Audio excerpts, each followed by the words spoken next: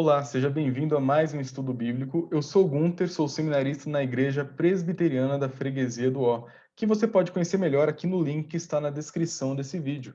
Nós daremos continuidade à nossa série de estudos na oração do Pai Nosso, a oração do Senhor, em que nós estamos estudando parte a parte, petição a petição, a introdução e todo o texto da oração do Pai Nosso, porque entendemos que a partir dela podemos aprender muito sobre como deve ser a nossa vida de oração e além de princípios essenciais para o básico, essencial da vida cristã. O trecho que nós iremos estudar hoje é este que está destacado aqui em amarelo no slide, que trata da segunda parte da oração do Pai Nosso, em que nós estamos olhando as petições relacionadas a nós como indivíduos. Como que eu, como cristão, vivo nesse mundo? Como que eu, como cristão, devo orar com relação à minha vida pessoal? Nós vimos a importância de pedir o perdão, a importância de perdoarmos também, a importância de pedir o sustento para o Senhor. E hoje nós veremos a relação nossa com a tentação. Eu irei ler o texto inteiro de Mateus 6, do 9 ao 13, e iremos para a explicação desta passagem. Assim diz o texto: Portanto, vós orareis assim: Pai nosso que estás nos céus, santificado seja o teu nome. Venha o teu reino, faça-se a tua vontade, assim na terra como no céu. O pão nosso de cada dia dá-nos hoje, e perdoa-nos as nossas dívidas, assim como nós temos perdoado aos nossos devedores. E não nos deixe cair em tentação, mas livra-nos do mal, pois teu é o reino, o poder e a glória para sempre. Amém. Vamos então dar início ao nosso estudo com a parte que trata do não nos deixe cair em tentação. Eu quero fazer essa breve resuminho aqui no começo, que eu acho que ajuda muito, se você conseguir pegar bem as ideias colocadas aqui, que é perceber a estrutura da oração do Pai Nosso. A cada semana eu sempre coloco isso acrescentando uma informação nova, que é justamente para a gente não perder o fio da meada. Então lembre-se, a oração do Pai Nosso foi dada por Jesus como uma oração modelo. A partir dela, nós devemos aprender a orar com base nela. E a primeira coisa que Jesus faz é mostrar que ela serve como oração modelo, e também nos mostrar com quem falamos, com o nosso Deus, que é o nosso Pai e que tem todo o poder, aquele Deus celestial, aquele Deus que está nos céus e que tem todo o poder para atender os seus filhos, e ele tem todo o desejo de ouvir a oração dos seus filhos, porque é o nosso Pai. E nas três primeiras petições, nós vimos a importância de colocarmos Deus em primeiro lugar na nossa vida, buscando com que o nome dele seja glorificado, honrado, reconhecido pelo mundo inteiro, que o reino dele seja expandido e que a vontade de Deus seja executada, tanto na nossa vida como no mundo, da mesma maneira que ela é executada no céu. Na segunda parte da oração, como já mencionei agora há pouco, mas só para recapitular, nós estamos estudando o que está relacionado à nossa vida cotidiana. E nessas petições, nós vimos a importância de pedir o sustento diário para Deus, vivermos uma vida dependente de Deus. Também vimos a importância de pedir perdão e perdoar as pessoas que nos ofendem. E hoje nós veremos a importância de buscar em Deus o livramento para as tentações que nós vamos, com toda certeza, enfrentar em nossa vida. Vamos começar então o estudo sobre a tentação. A primeira coisa que nós precisamos entender para tratar do tema da tentação é justamente entender o que é tentação. Basicamente, tentação é uma prova, um teste, um desafio que Deus coloca na nossa vida, porque Ele é o nosso Pai, e por meio das desafios que a gente passa, das dificuldades que a gente passa, Ele amadurece a nossa fé. Porém, a tentação tem duas nuances. Nós sabemos que o nosso Deus é soberano, que tudo que acontece em nossa vida está debaixo do seu controle e da sua vontade. E quando Deus coloca um desafio, uma prova na nossa vida, lembra de Abraão com o sacrifício de Isaac? Ele coloca isso na nossa vida para testar a nossa fé, não como se ele não soubesse o que aconteceria, mas para nos refinar, para apurar a nossa fé e nós nos amadurecermos ao vencer aquele desafio. Mas quando eu digo que existe um aspecto duplo na aprovação, é porque o diabo se aproveita de situações como essa, o inimigo de nossas almas, para nos tentar. Tanto que na teologia, às vezes, fazemos aquela distinção de que tentação é o que o diabo faz e provação é o que Deus faz. Deus quer nos provar para nós amadurecermos e vencermos, e o diabo se aproveita dessa mesma situação para colocar coisa no nosso coração, para nós pecarmos contra o Senhor e cairmos em pecado. Se nós formos olhar a questão gramatical do Novo Testamento, do Antigo Testamento, como que a palavra tentação é utilizada, nós vamos perceber que quase sempre é a mesma palavra. Então não é aquela questão de uma palavra para cada coisa nesse sentido, tá? Não se perca nessa discussão. O que você precisa entender é o seguinte: Deus é soberano. Tudo que você passa na sua vida está debaixo do controle do Senhor. A grande diferença nessa luta são as pessoas que estão envolvidas.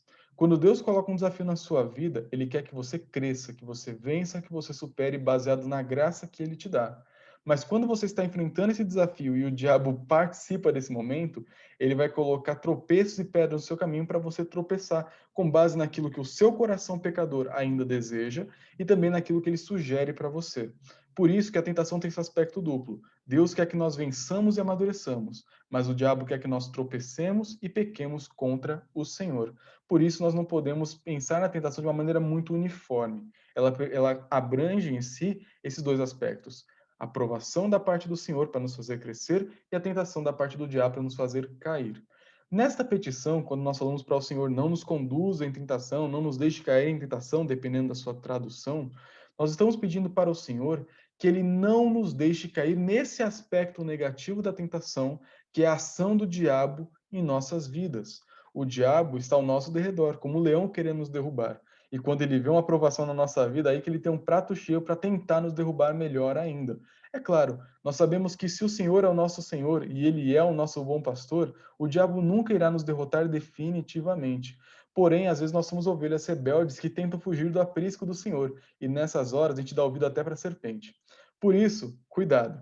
Quando nós oramos para o Senhor não nos deixar cair em tentação ou não nos conduzir em tentação, dependendo da tradução, nós estamos pedindo para que, no momento da aprovação, no momento do teste, a voz do Satanás, a voz do nosso coração pecador, não sejam mais altas do que a voz de Deus. Que para esse momento que virá de alguma forma, esse momento de tentação, que ele vai vir de alguma forma, nós não venhamos a cair nele, que nós não venhamos a ceder à voz do mundo, à voz do diabo e à voz do nosso coração. Fica até um aviso.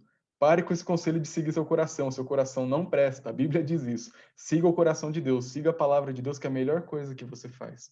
Por isso, quando nós pedimos isso, estamos pedindo para que essas três vozes, do mundo, do diabo e do nosso coração, não nos conduzam para a queda. E sim, que a voz do Senhor ecoe mais forte nos nossos ouvidos, no nosso coração, e nós sigamos em obediência a Ele. É basicamente isso que nós vamos ver aqui, mas eu quero tratar alguns temas ainda relacionados à ideia da tentação na nossa vida.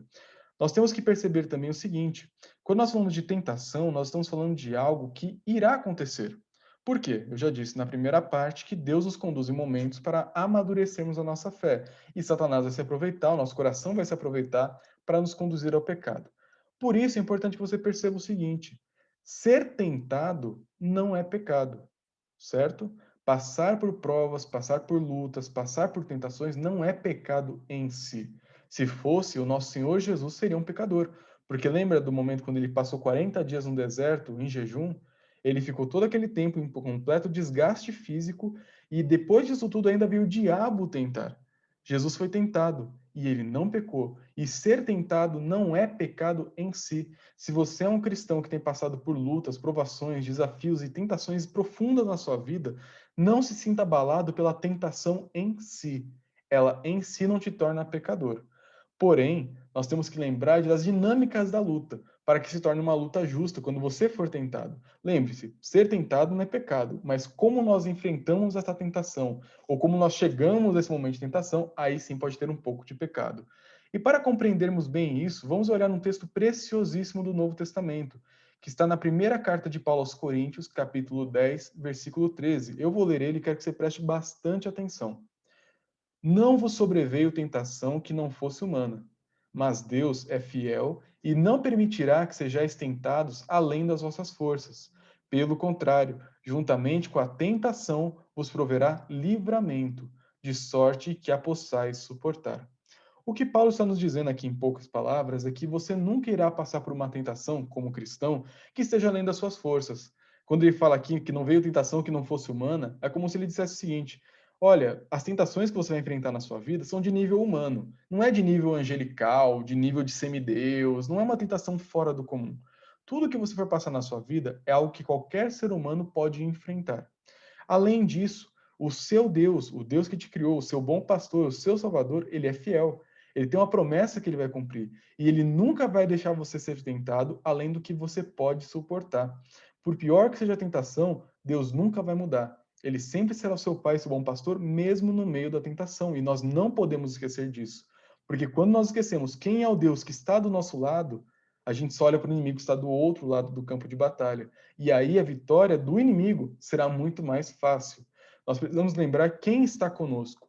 Quem está do nosso lado na batalha? É o Deus fiel que não permite que nós sejamos tentados além da nossa capacidade. E além disso, além de não deixar que a tentação seja mais forte do que nós podemos suportar, ele nos dá instrumentos de batalha, ele nos dá livramento, de sorte que nós possamos suportar. Quando nós olhamos para tudo aquilo que Deus nos oferece na sua palavra, por meio do seu Santo Espírito, seja a certeza da salvação, a certeza do perdão de pecados, sejam as bênçãos espirituais, o arrependimento, o crescimento, o conhecimento, tudo aquilo que Deus coloca na nossa vida por graça dele, tudo isso ele utiliza para o nosso livramento em situações de conflito contra o mundo, contra o nosso próprio coração e contra o diabo. Lutas virão, algumas delas serão inevitáveis, e nessa hora você precisa lembrar quem está com você, o Deus fiel. O que não vai acontecer, você não será tentado além das suas forças. E o que você vai ganhar? Livramento para poder suportar. Isso é uma promessa de Deus. Não duvide disso no meio do combate, senão você vai levar a flechada do inimigo. Mas vamos continuar. Sabendo dessa dinâmica do campo de batalha, precisamos perceber algumas estratégias de guerra e alguns equívocos que, infelizmente, nós, mesmo sendo filhos de Deus, cometemos na hora de lutar contra o pecado. Lembre-se do seguinte: em primeiro lugar, você nunca estará em uma situação em que a única saída seja pecar. Alguns cristãos pensam assim: eu estou numa situação que ou é matar ou é morrer, pensando que matar e morrer seriam errados. Se correr, o bicho pega, se ficar, o bicho come. Na verdade, se nós somos cristãos, precisamos lembrar do texto que acabamos de ler. Você nunca estará em uma situação em que a única alternativa para sair dela é o pecado. Tem gente que pensa, dos males o menor. Charles Spurgeon já dizia, dos males, nenhum deles. Não escolha nenhum mal se você puder escolher, e você pode escolher. Por que eu digo que você pode escolher?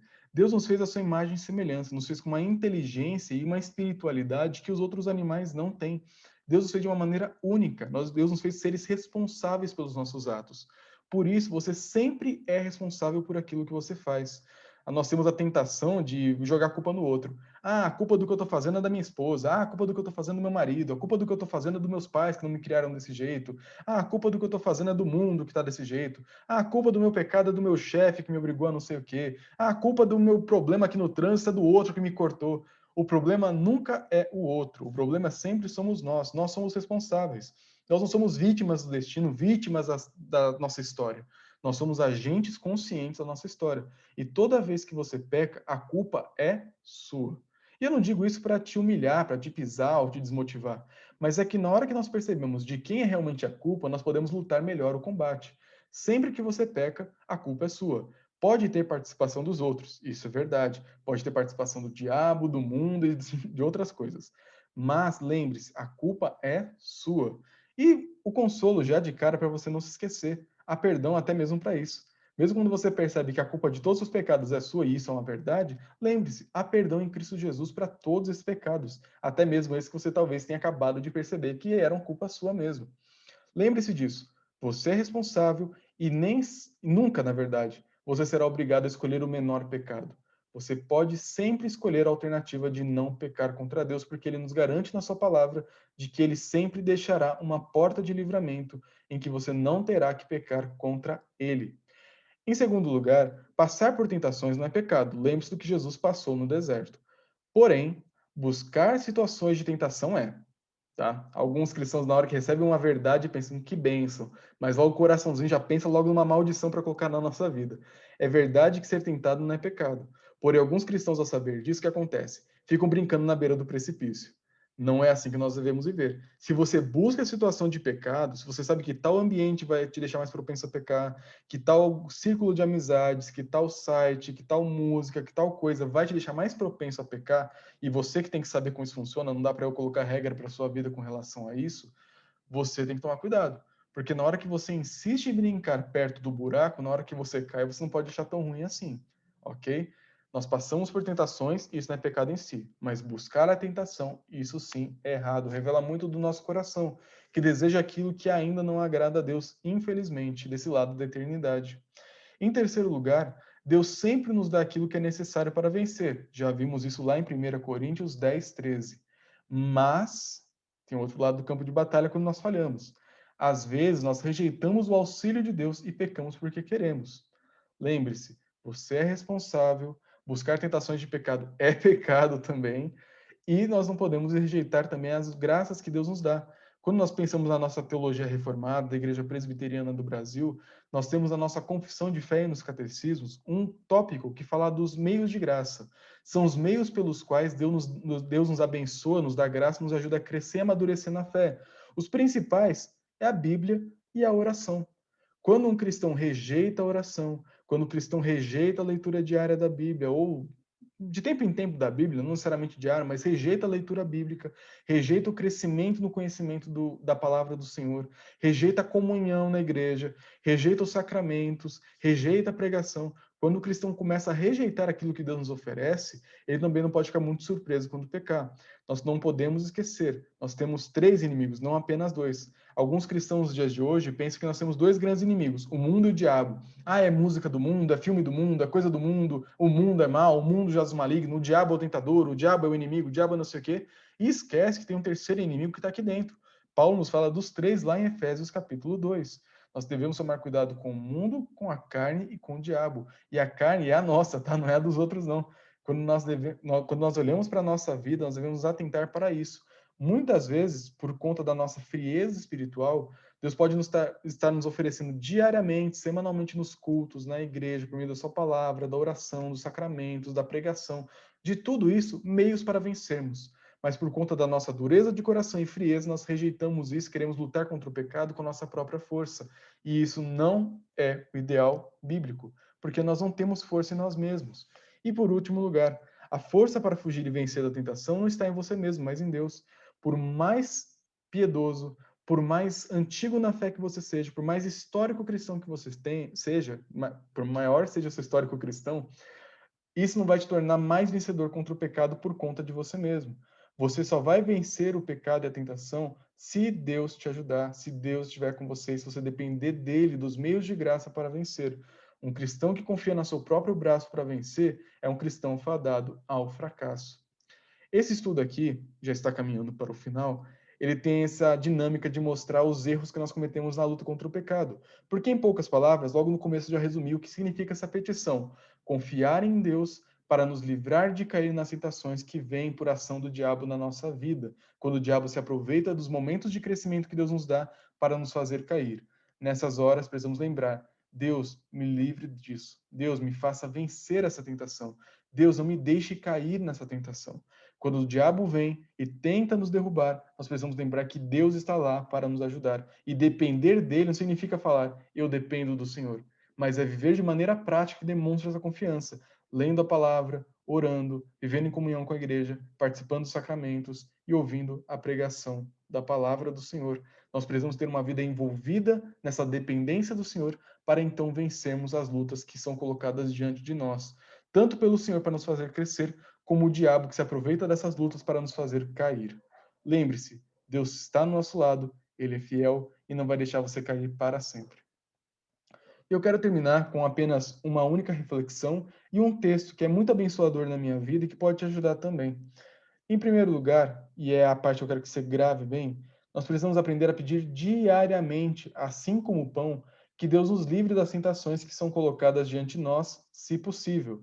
Tem tentações que Deus não vai nos, que tem algumas tentações, perdão, que Deus não vai tirar do nosso caminho. Ele vai nos fazer passar por elas para o nosso crescimento.